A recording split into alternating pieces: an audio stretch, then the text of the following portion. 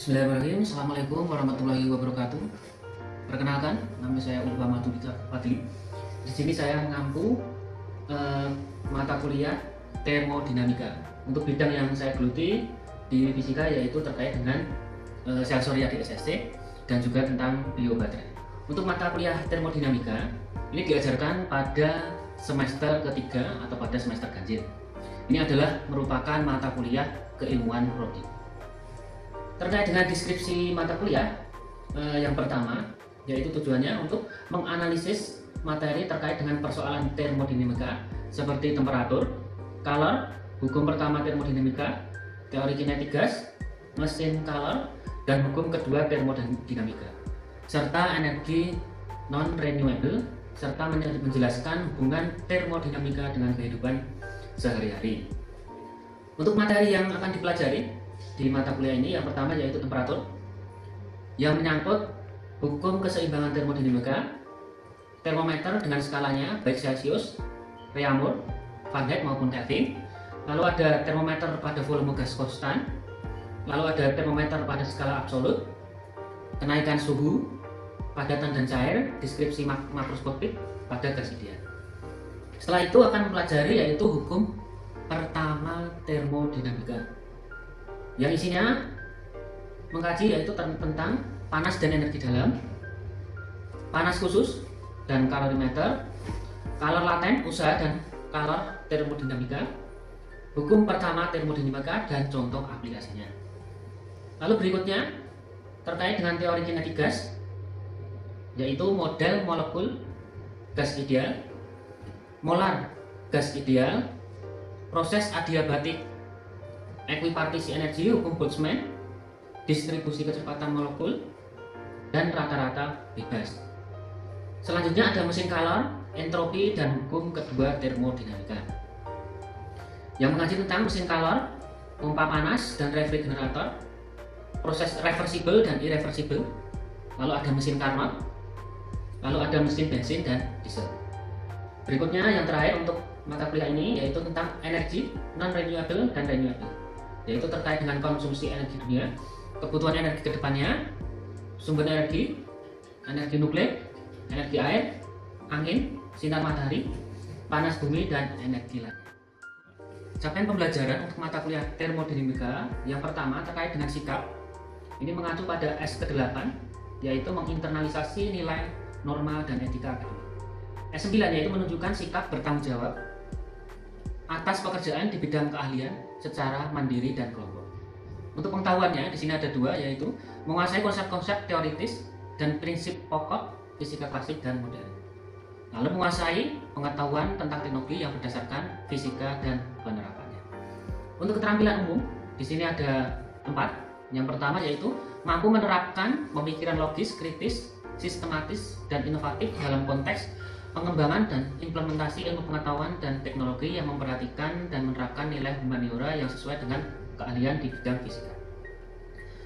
Yang kedua, mampu mengkaji implikasi pengembangan atau implementasi ilmu pengetahuan teknologi yang memperhatikan dan menerapkan nilai humaniora sesuai dengan keahlian di bidang fisika berdasarkan kaidah, tata cara, dan etika ilmiah dalam rangka menghasilkan solusi, gagasan, desain, atau kritik seni. Yang ketiga, mampu menunjukkan kinerja mandiri, bermutu, dan terukur. Yang keempat, mampu mengambil keputusan secara tepat dalam konteks penyelesaian masalah di bidang keahliannya berdasarkan hasil analisis informasi dan data. Untuk keterampilan khusus, di sini ada 2. Yang pertama yaitu mampu menganalisis berbagai solusi alternatif yang ada terhadap permasalahan fisik dan menyimpulkan untuk mengambil keputusan yang tepat. Yang kedua, mampu memprediksi potensi penerapan perilaku fenomena fisik dan dalam teknologi.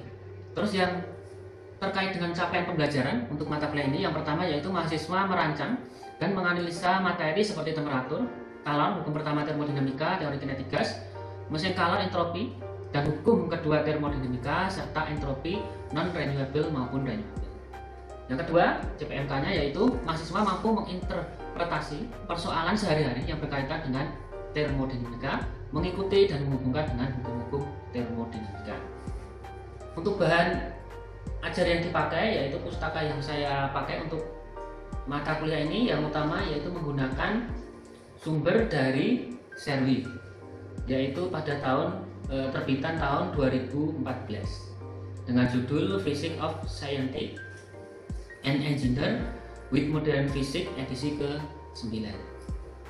Untuk pendukungnya bisa memakai dari buku yang berjudul Environmental Physics dengan pengarang Smith-Clair. Juga dapat menggunakan Foundation of Environmental Physics dengan pengarang Forines-Care. Untuk metode pengajaran yang saya pakai untuk mata kuliah, yang pertama adalah diskusi, lalu tanya jawab. Setelah itu ada pemberian tugas baik secara individu maupun kelompok.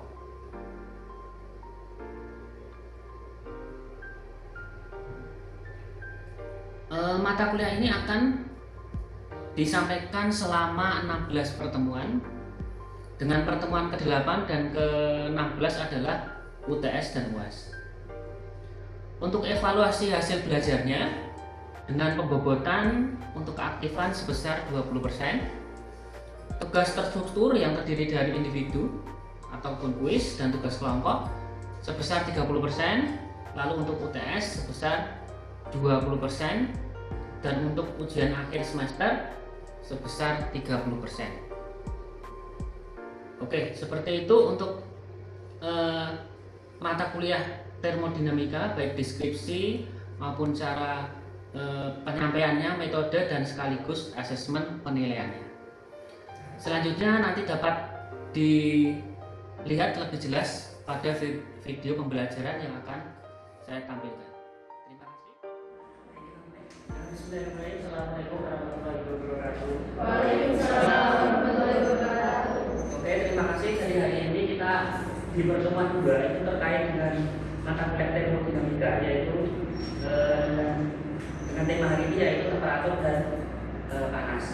Untuk hari ini sebelum saya mulai akan saya tanyakan beberapa hal terkait dengan temperatur dan panas.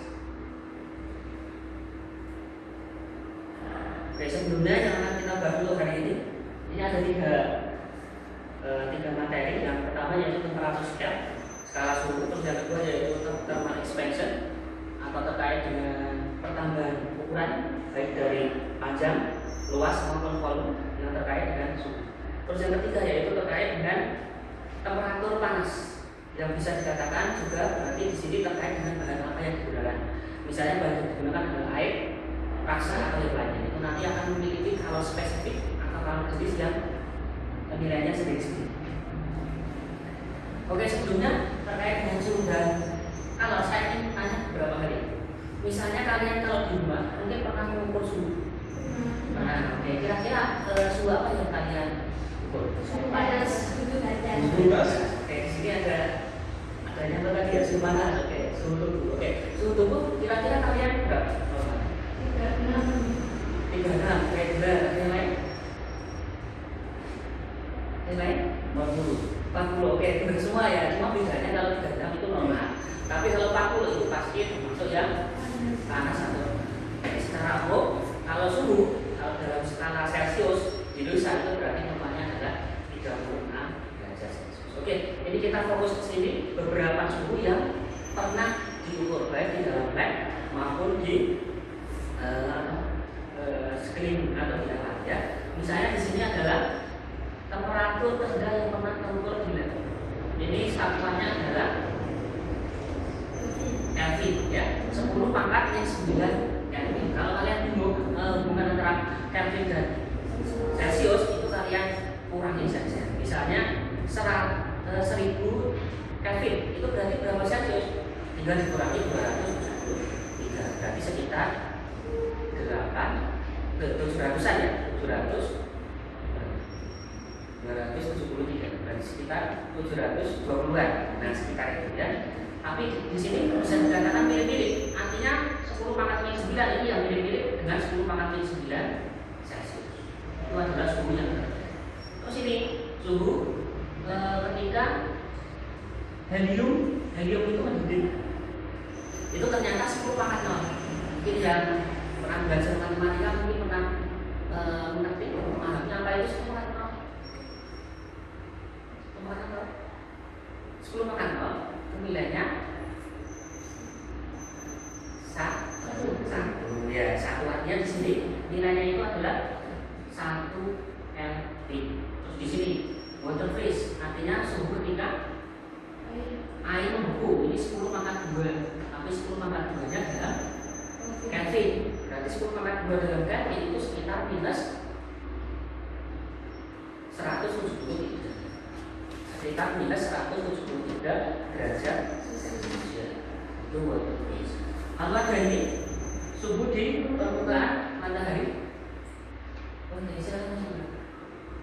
Oke, suhu di permukaan matahari kalau yang terukur itu sekitar 10 pangkat 4. Ya, 10 pangkat 4 itu berapa? Ada 10.000 ya, 10.000 dalam Kelvin. Atau dikatakan kalau dalam Celcius berarti ya sekitar 9.000 derajat.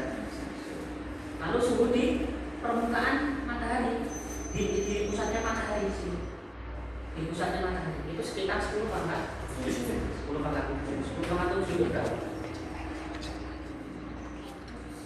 10 juta ya, 10 juta Kelvin atau dengan kata lain sekitar 9 juta derajat Celcius ya, sekitar itu ya. Terus ini ada suhu tertinggi di LED di matahari saja 10 pangkat 7. Ternyata di LED itu ketemu 10 pangkat 8. Itu bisa. Pertanyaannya apa bisa? Pernah melihat atau mendengar berita terkait dengan Cina membuat matahari buatan? Pernah ya? Kira-kira itu beneran atau fiksi? Beneran atau fiksi? Kalau mau dimuat di berita berarti beneran ya. Cuma masalahnya dia seukuran dengan matahari enggak, itu pertanyaan. Ya, ternyata ini hanya sekedar diges laboratorium. Artinya itu temperatur yang tertinggi bila berarti dia seukuran seperti atom saja, ya. Jadi dia tidak berarti seukuran matahari. Kalau artinya di bumi ditemukan suatu benda, sesuatu yang bersumber seperti matahari, ya otomatis buminya menjadi kering seperti itu, ya. Terus di sini adalah universe just after Big Bang. Jadi ini perkiraan. Jadi perkiraan ketika suhu alam semesta ini awal-awal terjadi. Di sini sekitar 10 pangkat 39, sangat-sangat panas kan. Ya, ini perkiraan saja seperti itu. Oke, kita lanjutkan. Nah, sebelum masuk ke bagian inti dari hari ini yang akan kita bahas, saya tanya dulu. Misalnya tadi ada yang duduk terkait dengan suhu dan kalor. Nanti saya tanya suhu, ada yang jawab kalor atau panas tadi ya. Nah, kira-kira menurut kalian ada perbedaan nggak antara suhu dan panas? Atau sebenarnya sama saja? Kira-kira sama? Sama atau beda? Beda nggak apa-apa, sama pun nggak apa-apa. Ya, akan kita jelaskan. Oke, kira-kira kalau beda apa?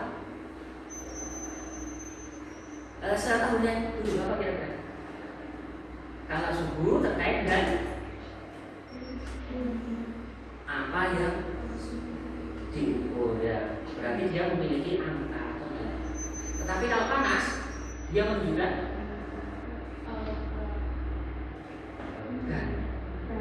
Saya tadi masnya 40, ini dikatakan, kok dia dikatakan gimana? Kok ini enggak? Apa? Lebih ke jenis energinya, ya. Jadi kita hanya bisa menyatakan dia panas dingin, tapi sebenarnya panas dingin itu bentuk dari energi saja. Tapi kalau dikatakan seberapa panas, nah ini baru ukurannya. Kalau dikatakan ukuran itu berarti masuk ke dalam suhu. Oke, tahu bedanya? Nah, oke ya. Jadi suhu itu menuju ke ukuran. Tapi kalau panas itu lebih ke suatu jenis. Lanjut ke sini ya. Ini adalah contohnya. Misalnya ruangan ini ya. Misalnya ruangan ini, misalnya ini bentuknya saya tutup. Kalian merasa pengap? Ya, pengap itu kan berarti ada pengaruh antara suhu terhadap apa ini maksudnya? Ya, suhu di ruangan ini terhadap ini pertukaran udara di sekelilingnya. Misalnya ruangan berat udara di sekitarnya. Nah, seperti itu. Misalnya kalau di sini ada yang mengukur seperti ini. Ini suatu benda A diukur dengan suatu benda T, suhunya sekitar, bisa baca? Sekitar 13 itu aja. Sekitar 13. Nah, ini benda A. Terus benda T ini dihubungkan dengan benda B. Ternyata memiliki kesamaan, nilai yang sama, ya. Misalnya ini juga 13. Nah, dengan kata lain sebenarnya benda A dan benda B ini memiliki suhu yang sama. Kalau memiliki suhu yang sama, berarti benda A dan B ini ibaratnya mengalami kesetimbangan terma. Kesetimbangan terma itu berarti kesetimbangan panas, memiliki nilai derajat panas yang sama.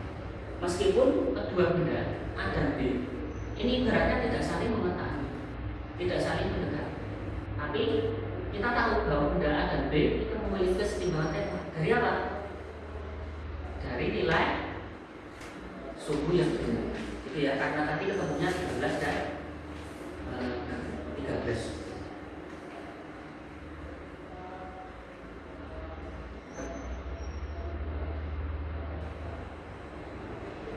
Oke, kembali ke tadi, misalnya ada ruangan di sini tadi, misalnya kita tutup ya. Terus kalau merasa panas, kira-kira apa yang kalian lakukan? Nyalakan kipas, membuka jendela. Ya, itu semua ya, terserah. Nah, berarti itu yang kalian lakukan itu sebenarnya tujuannya apa? Untuk menurunkan suhu. Nah, dengan kata lain sebenarnya tadi misalnya ada jendela yang buka atau kipas, itu sebenarnya ada pertukaran panas.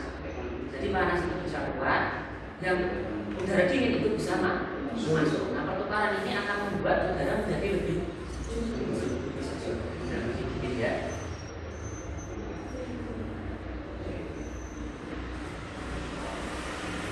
Oke, ini juga ada contoh. Ini seperti kalian lihat di sini ada namanya triple point temperatur atau suhu pada suatu titik. Di mana titik ini ditemukan ada 3 jenis zat sekaligus. Bisa dibaca ini kira-kira 3 zat itu apa aja jenis ini? Oh ya, dari gambar sudah ya? Ya, benda pada cair dan gas. Dengan kata lain, berarti suhu ini mengatur pada apa? Suhu yang menunjukkan apa? Ya, boleh. Suhu yang menunjukkan di mana terdapat 3 wujud benda sekaligus. Misalnya kalian beli es teh, pernah? Ada esnya? Ada padatannya maksudnya? Ada cairannya? Ada uapnya? Ada ya, ada ya. Kalau kelihatan ya. Ya, jadi itu sebenarnya mirip-mirip dengan yang ini. Meskipun nanti ketika diukur sebenarnya itu mungkin suhunya ya sekitar masih 10 derajat, 5 derajat itu enggak apa-apa. Tapi itu lebih seperti contoh ya, contoh yang di dunia nyata. Jadi seperti kalian ketika membeli es teh. Oke, lalu di sini akan saya jelaskan terkait dengan temperatur scale ya atau skala suhu. Kalau secara umum di Indonesia itu ada skala apa aja? Kelvin, oke. Celsius. Oke, nggak apa-apa ya. Tapi satu lagi tadi ketinggalan. Real. Ya, satu lagi yaitu real. Jadi ada 4 sebenarnya ya. Ada 4. Cuma yang menjadi pokok bahasan itu adalah Celsius, Reaumur, dan Fahrenheit. Cuma kalau Kelvin ini sebenarnya tergantung dari ada tidaknya Celsius. Kalau kalian Celsiusnya sudah tahu, ya nanti dalam Kelvin itu lebih mudah. Tinggal ditambah berapa di sini? 270. Gitu ya. Oke.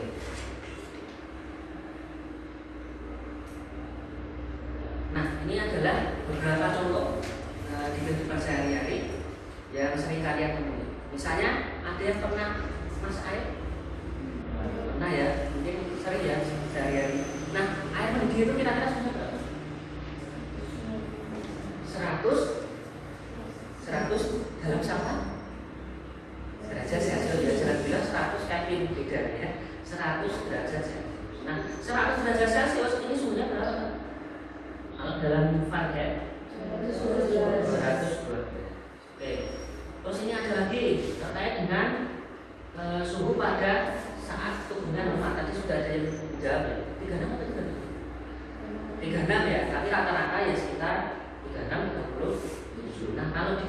mesin dan Fahrenheit itu sekitar 98. Nah, selanjutnya ini terkait dengan suhu yang nyaman.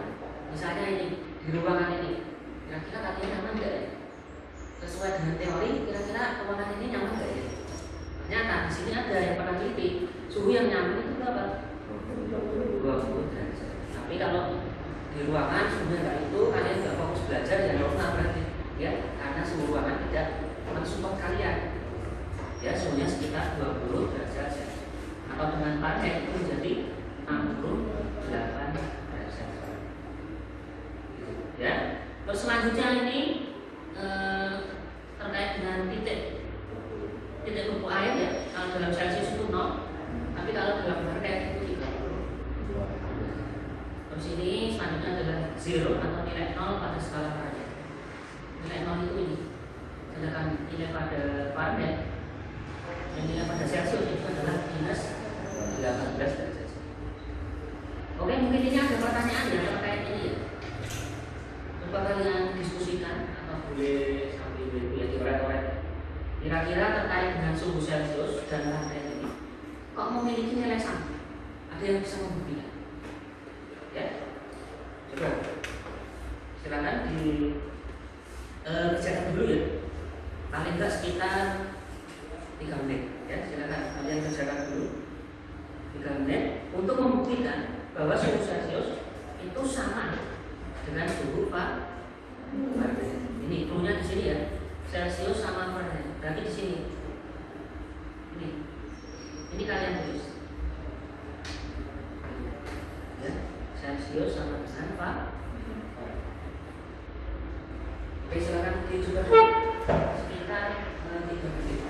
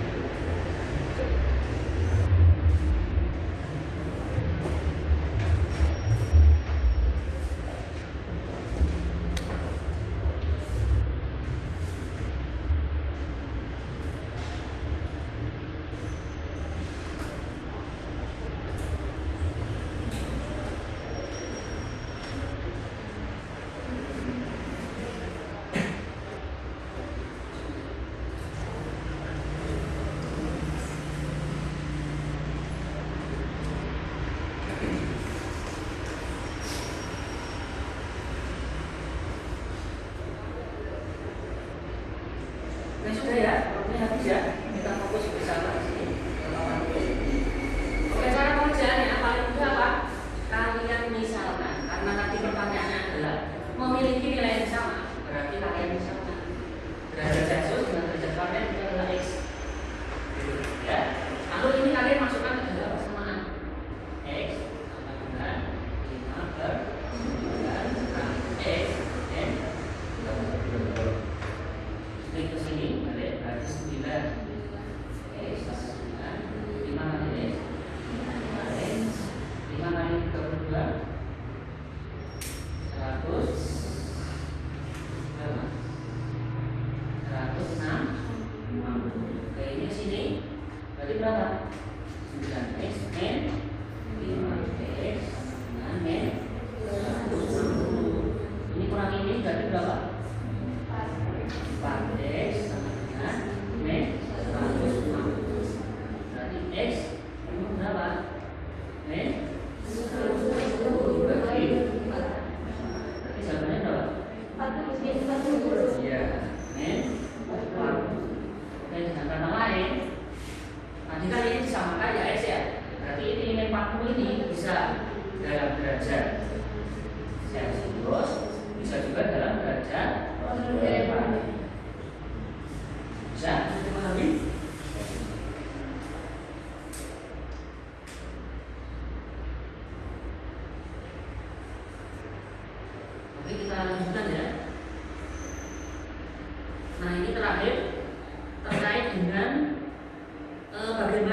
kalian ditanya pada sebuah termometer tapi dia tidak memiliki skala yang kalian ketahui, misalnya termometer X, gimana cara mengetahui atau cara mencari nilainya? Kalian pakai perbandingan, ya, kalian pakailah perbandingan. Oke, di sini saya tuliskan ya untuk perbandingannya. Misalnya ini adalah termometer Celcius, di sini adalah termometer X.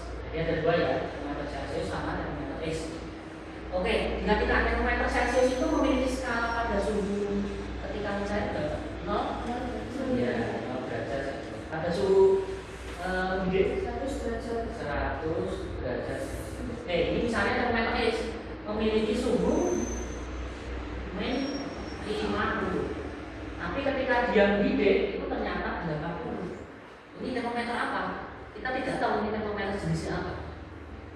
Tapi bagaimana cara mengukur dengan termometer ini? Kalau kita pengen mengukur sesuatu, misalnya tadi mengukur suhu tubuh 36 derajat Celcius. Berarti 36 derajat Celcius ini jadi berapa? Kalau dalam termometer X. Nah, caranya adalah kalian pakai perbandingan. Ya, kalian pakai perbandingan. Misalnya di sini bandingkan dengan sebelah sini. Bandingannya harus sama, ya. Dari sini ke sini, dari sini ke sini. Terus yang ini, nanti ke sini bandingkan dengan sebelah sini ke sini. Gitu ya, itu sama. Jadi nanti bisa kalian tulis berapa? 100 min 0 per di sini berapa? 80 min 50 disama dengan berapa di sini? 36 min 0 per di sini misalnya X ya? X min 50. Oke, seperti itu ya. Jadi nanti tolong untuk contoh soal ini kalian pahami di rumah, ya. Kalau nanti kalian pahami di rumah, kalian nanti untuk persamaan ini kalian pelajari kira-kira seperti apa penerapan itu. Dan selanjutnya ini terkait dengan contoh soal. Itu contoh soal nanti kalian coba kerjakan juga di rumah ya. Nanti kita akan diskusikan pada pertemuan berikutnya. Oke, terima kasih. Mungkin itu saja untuk pertemuan kali ini. Kita akhiri dulu.